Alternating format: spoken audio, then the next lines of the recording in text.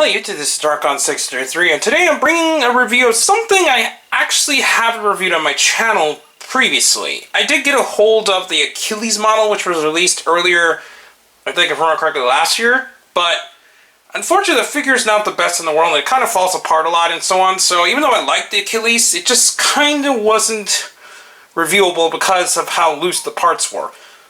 This kit, on the other hand, which is actually LBX Odysseus from the second season of LBX, is a much better build than the first release, since it's definitely on a new style of build, since Japan actually changed the way that the LBXs were designed in the toy line in the second season. And for those who watch Danball Senki, I'm sorry if I said the name wrong, his name was changed from Perseus to Odysseus, and I guess you can kind of somewhat guess why they changed it.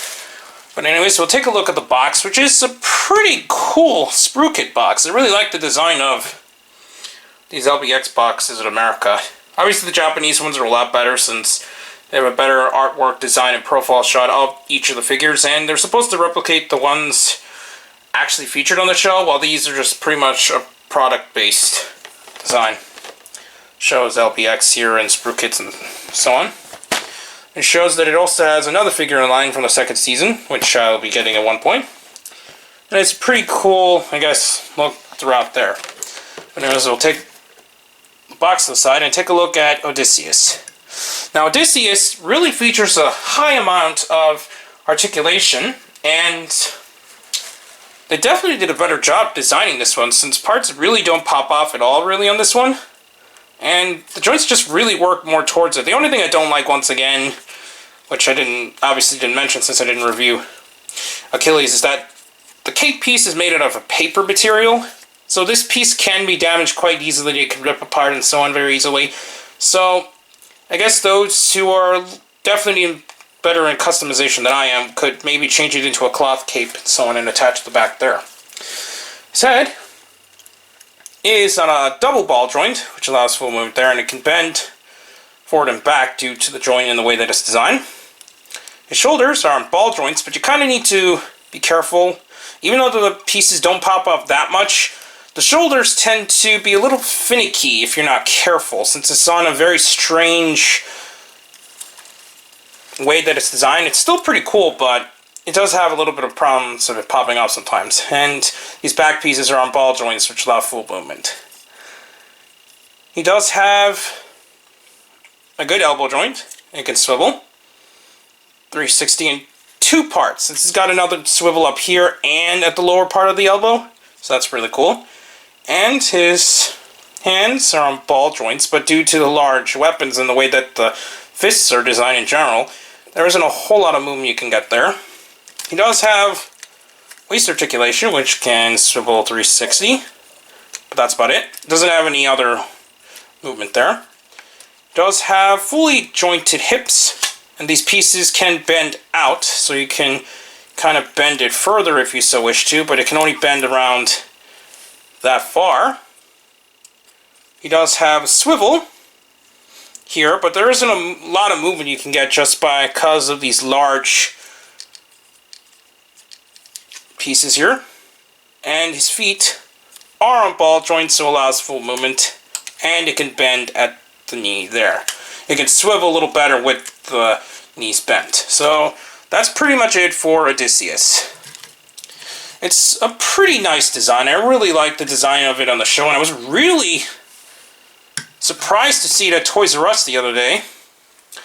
He does have these cool weapons, but unfortunately they are not painted, so while they do have some designs still in there and molded, it does need quite a lot of paint in order to make it pop out a lot better and make it more accurate to the show counterpart. Now what's cool about LBX is that this is actually a huge plot device used on the show. We're just going to disconnect all the parts just to show a little bit of the inner mechanisms of the kit. Sorry, I'm going to reattach that, because inside the chest component is something pretty cool, actually. I'm just going to take apart it all the way and open up the chest. And when you open up the chest, you will see that there is an inner piece here But what you do is open it up, and then, just like on the show,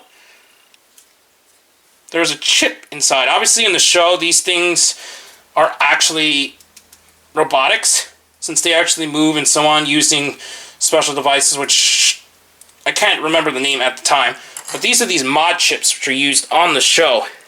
And it actually includes it in the design of the toy itself.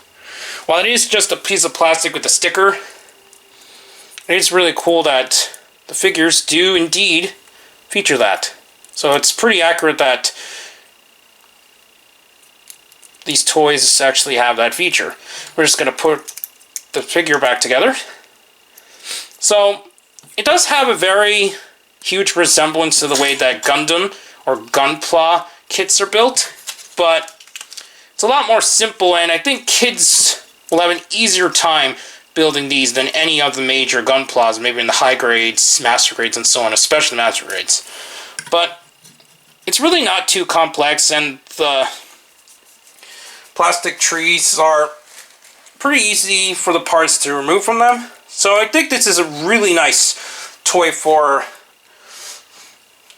kids and also adults who are into the LBX show and or Danball Senki, especially if you weren't able to get a hold of the figures in Japan. Now Japan, I know, released another version of these toys which allows a full inner frame like maybe a master grade from Gundam would do, and you can actually put parts of them and so on like they would do in the show. But obviously, since this is the intermediate version of the kit that Bandai of America has been releasing over in the States, that is why it's a lot less complex, and it does have the inner skeleton. It does have a bit of the inner skeleton, as you can see from the chest and so on, but it doesn't have the full skeleton like some of the other LBXs were released in Japan.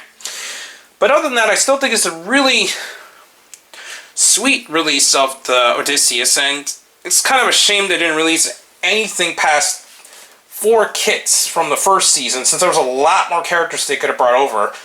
But hopefully they'll make more kits in the American toy line as well, so I have a little bit more high hopes for this wave, since I'm just even surprised to even see the next wave of these.